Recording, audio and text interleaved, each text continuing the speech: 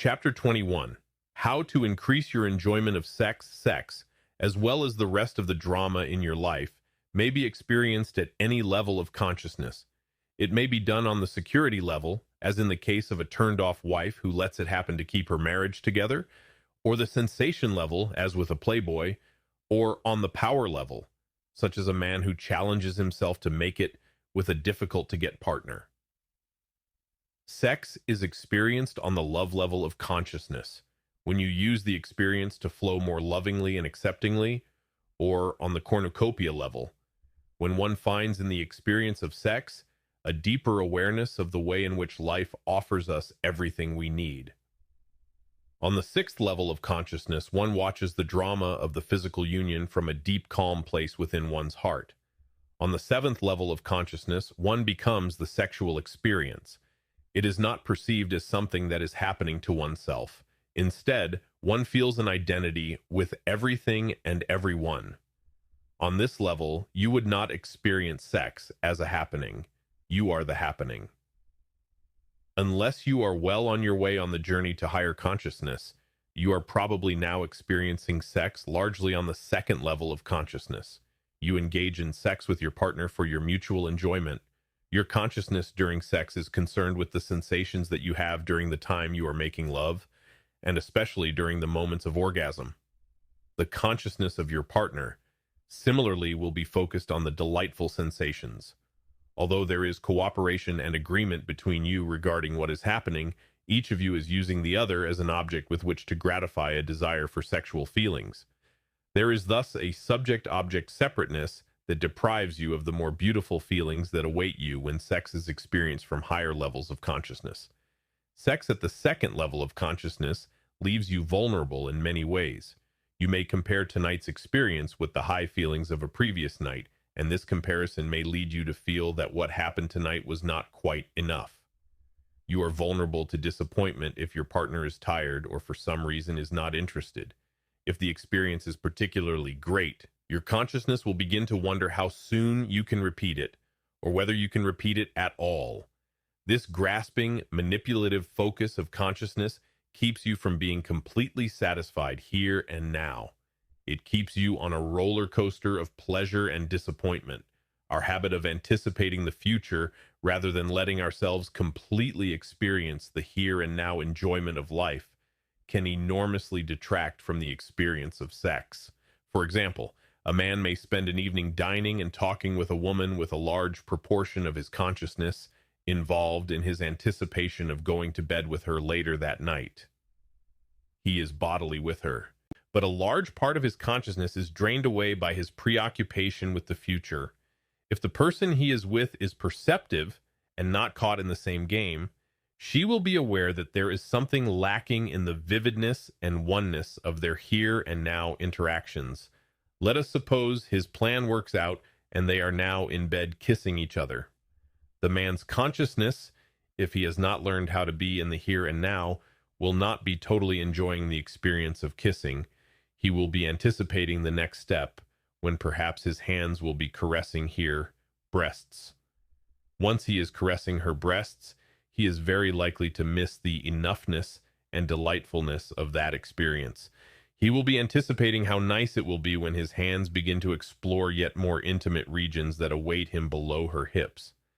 And then when he is next touching and feeling her labial and vaginal areas, he will still not be here now. He will still be unable to savor and completely appreciate the nowness of the experience. His consciousness will then leap forward to anticipate how nice it will be when his penis is inside of her. And even after that happens, he may still not be in the here and now. He will be anticipating the moments of climax. It is only when he finally reaches orgasm that he will be completely here now.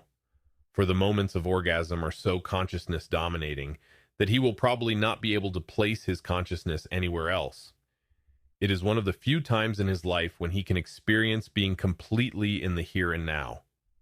When your consciousness is dominated by your desire for the intense sensations of sex, you will be depriving yourself of a large part of the beauty and loveliness that will be yours when you can enjoy sex at the fourth center of consciousness.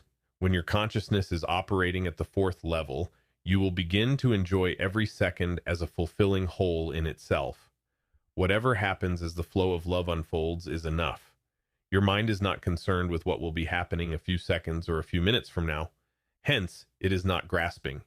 It is not manipulating. It is not striving. It is not comparing. It is not trying to make anything happen. It is just flowing completely with your feelings and the feelings of your partner and the nowness of the environment around you. If you would like to know whether your consciousness is dominated by sex, you might apply the following test. You can probably do this in your head. Suppose you have been in bed with your partner for a half hour and are getting near the point where intercourse may begin. Then suppose your best friend knocks on the door. He has a serious problem, and it is urgent that he see you immediately. Can you, without disappointment, without any grasping at the previous experience, let your consciousness flow to this new here and now situation in your life? Can you turn to this new situation without irritability, anger, or disappointment of any sort? Can you rechannel that energy that was created by lovemaking into helping your friend? If your consciousness can flow from one here and now experience to the next here and now experience, you are peacefully and beautifully flowing in the river of your life. An individual who is hung up on the second level of consciousness will irritate himself, his sexual partner, and his friend in the situation described above. Once he has talked with his friend and done whatever is necessary, his consciousness will still be clouded by resentment toward what he perceives as an intrusion. When he then returns to be with his lover, his consciousness will be preoccupied with the immediate past. Instead of flowingly enjoying the here and now when uninterrupted sex is possible, his preoccupation with the past may keep him from doing that which he most wants to do. An individual who is hung up on the second level of consciousness can never live completely in the here and now. For example, a woman who is addicted at the second level will scan everyone she sees as a sexual partner. Her response to all of the beautiful individuals who flow into her life will be limited by her analysis of whether this person would fit the pattern in her head that she has for an exciting bed partner. Instead of reacting to the whole person in front of her, she is only tuning in to a very small slice of what is available. She is depriving herself of the broad spectrum that life is offering her. She is disregarding the second pathway by creating an illusory version of the people around her. It is the opposite of the openness which brings the miracle of enoughness into one's life. A person whose consciousness is dominated by sex may be led to purchase automobiles, homes, clothes, boats, and most of the things in his or her life on a basis of their supposed contribution to future sexual experiences. The things purchased may be too costly, not wear well, or may have many other disadvantages. If they are too expensive, they will put a person in debt or cause him to focus more of his consciousness on earning money. This has the repercussion of taking time and energy away from sexual activities that one tells oneself will bring pleasure. It is thus with all addictive patterns, which keep us on the self-defeating pursuit of illusory concepts of fulfillment and happiness. What do we do when we discover that a large part of our consciousness is trapped on the second level? The third method for consciousness growth, explained in Chapter 13, can be helpful in enabling us to reprogram this addiction. Sexual addictions can gradually wear away when we become consciously aware of the resultant disadvantages and suffering that an addiction causes. Our growing insight reveals the penalties we are unnecessarily paying, the way we alienate people we would like to love because of the intrusiveness of our subject-object manipulation, the disappointment, irritation, and anger that a sexual addiction can trigger, the drain on our pocketbooks, the anxiety that we experience if we have a model for always reaching orgasm, etc. The addiction to sex can be so powerful that it may help if you stop your usual sexual dance for a period of time in order to give you a chance to permit other patterns to emerge. For example, if you definitely resolve not to have sex for the next 3 months, you may help your consciousness to get free of domination by sex thoughts and addictions. This can liberate your consciousness to tune in to him or her without any overtones of, let's go to bed tonight. This may broaden your activities together. It can increase your openness to more fully experiencing the person as a human being. You will begin to free yourself from the diminished awareness that occurs when your consciousness is focused on sexual interactions. During this temporary moratorium on sex, you can focus your consciousness on fully enjoying every here and now experience. You may wish to enjoy just massaging each other, since your consciousness will not be preoccupied with making anything happen beyond the massage. You can both be completely free to thoroughly experience the here and nowness of the massage. You are consciously reprogramming yourself to become non-addicted to the experience of orgasm. You begin to realize that this 10-second orgasm that sex offers can dominate too large a part of your conscious awareness. It gives a hollowness to hours and hours of your precious consciousness, keeping you out of the here and now, and making you unable to fully tune in to the full reality that is available to you every moment of your life. You begin to see that the experience of orgasm is not worth the many hours per day during which it may deprive you of tuning in to everything around you through multi-channel perception. But a beautiful thing about consciousness growth is that when you give it up, you get it all back. For you are not training yourself to reject orgasm. That would be substituting one addiction for another. That which you emotionally reject is also an addiction that will bring unhappiness. You're simply training yourself to let the experience of orgasm be part of the enjoyable nowness of your life. When you can let sex flow into your life as part of the spontaneous unfoldment of the situations that life offers you, your life will probably bring you more satisfying sexual experiences than you ever had before. And these experiences will be without the disadvantages of having your consciousness dominated with striving to achieve them. You can then enjoy sex or anything else without paying a heavy price in lowered perceptions and disappointments. Suppose you have successfully placed a moratorium on sex for whatever period you need to reprogram your consciousness so that you can become free of the second level. Let us suppose that you have begun to interact with a sexual partner on a broader, non-sexual basis. You will find yourself enjoying simple things together that before would have been boring, or at best tolerated as a stepping stone to getting into bed. You begin to experience more deeply the inner beauty of the human being that you are with. You experience him or her on a deeper level of being. Your consciousness is freed from responding as though he or she is an object for your sexual enjoyment. You may then choose to begin sexual activities, but limit them for a few nights to playful interactions that create a sensitive intimacy, perhaps just caressing and exploring one another's bodies without going as far as a climax.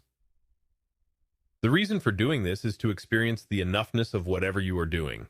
You will discover that when you are completely tuned in and loving, it is absolutely enough just to be with a person. Whatever you do can be experienced as enough if you are not trying to make something happen or trying to keep something from happening. Focus your consciousness on the full enjoyment of the nowness between you and your partner. Learn to let each moment flow from the previous one without planning, pushing, or trying to control the flow of one moment into another. Become completely sensitive to every nuance of your partner. Your verbal and nonverbal communication should be so effective that you know whether your partner is enjoying the flow of events. The cues you need are there. You only need to let them into your consciousness. It should never be necessary for him or her to reject an insensitive action. This is oneness. This delicate beauty of the here and now can only be found when you and your partner flow as one consciousness. You do not have to strive for or reject any particular sexual positions. It is all beautiful. Where your body is and what it is doing are not vital. Where your consciousness operates is completely vital. As long as there is a oneness flowing between you and your partner, any sexual activities may be enjoyed as part of the drama. Each moment is prized for itself and is not experienced as a stepping stone to what will happen next. To experience your sexual partner on the fourth level of consciousness, you may wish to begin the sexual dance by sitting facing each other and looking into each other's eyes. This should be enough, just to look into the eyes of your beloved without any need to touch or do anything else. Do not focus on his or her eyes, for this can produce ego personality games. Instead, let your gaze rest gently on the bridge of the nose directly between the eyes. You will usually notice a light spot where the nose joins the forehead. Search for this circle of light and hold on to it. You will still see the eyes, the nose, the lips, the entire face. The face of your partner will assume many forms and shapes. You will see him or her in ways that you have never experienced before, both ugly and beautiful. But do not hold on to any of these perceptions. Let them pass as part of the dance of life. Let your love, acceptance, and oneness grow as you just sit there looking into the face of your beloved. Continue this until you find it completely enough, until you experience that your mind is emptied of restless designs and nothing more is desired. You may wish to start the phrase, always us living love, to add to the beauty you are creating. Then, as love and oneness grow, other things may just happen by themselves. You may find that you get into a position where the man is lying on his back with the woman sitting astride on top facing him. This is known as the Maithuna position in the ancient Eastern science of Tantric Yoga. In this position, you can gaze into each other's eyes, your hands can touch each other, and caress a large part of each other's body. When the woman is sitting on top, she is able to sensitively modulate the degree of stimulation during intercourse so that arousal proceeds in a mutually heightening way. Perhaps you may sometimes wish to enjoy this position for an hour or more with your partner without reaching a climax. This will free your consciousness of the expectation of something that is to happen in the future. It will enable you to completely enjoy every part of the here and now experience that life is offering you. On the fourth level of consciousness, sex is sought as a way of growing in love and oneness. When your consciousness is no longer focused on an addictive demand for sex, the exquisite sensations are still there, and they are more fully and consistently enjoyed. You are now completely free from all vulnerability to grasping or disappointment. You can flow with whatever happens. You can completely enjoy each moment for itself. This growth will open the doors to your enjoying sex on a higher level of consciousness. On the fifth level, you become more aware that life is boundlessly generous in sending you everything you need for happiness, even more than you can possibly need. You realize that it gave you second-level happenings, which enabled you to experience disappointment and suffering in your sexual activities so that you could grow to higher levels. You now realize that the irritations you felt when someone did not go to bed with you, or when things did not happen as you had planned when you did go to bed, were given to you by your life to help you grow into higher consciousness. You now see that every sexual experience has helped to set the stage for your present growth into higher consciousness. So you learn to use sex, as well as everything else you do in your daily life, to accelerate you on your journey into higher consciousness. You realize that your mind creates the world in which you live. Your mind puts you in different places and leads you to experience different things to help you grow in consciousness. You see the sexual dance as part of the drama of your life, and you know that when you are open, accepting, and loving, you will experience the optimal happiness that awaits you.